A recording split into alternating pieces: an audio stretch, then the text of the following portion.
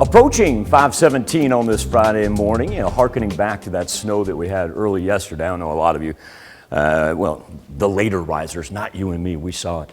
The later risers probably got up and said, what's snow on the ground? But you got to remember, it was still the astronomical winter. In fact, today is the last day of astronomical winter. You go, what's that different? When we talk about meteorological winter and astronomical winter, meteorological spring began March 1. And that's just an easier way to kind of make that delineation point to where we look at historic records and where we would normally be as far as precipitation and temperatures go, where astronomical spring, that of course follows the spring equinox with the sun, and that will be tomorrow morning. Now, Clear Skywatch Storm Tracker still do have flood warnings along our rivers.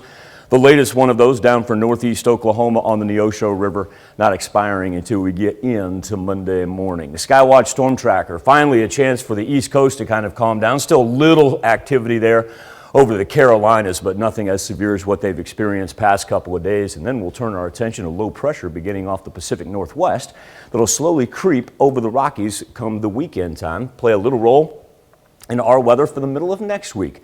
39 in Pittsburgh, 37 in Carthage, and 39s running from Chanute, Neodesha, and Parsons. 41 right now in Miami, able to do so even with a little northeasterly wind. Luckily, we're not seeing the 35, 40 mile an hour gusts that we had yesterday, just pretty much 10 to 15 miles per hour.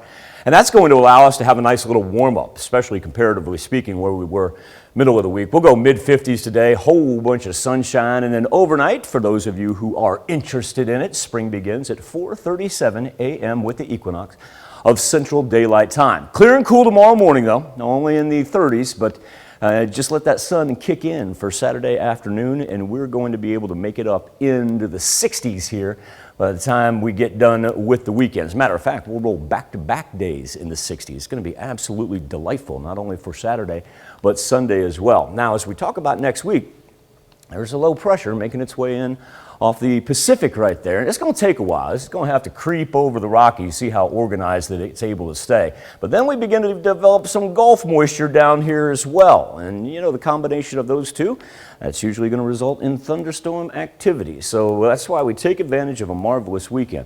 Because once we get started on Monday, not only do we have the rain kicking in, but cooler temperatures as well. Not a massive cold front by any means, just dropping down into the high 50s, but it looks like it's shaping up to be a wet one also too. Got anything?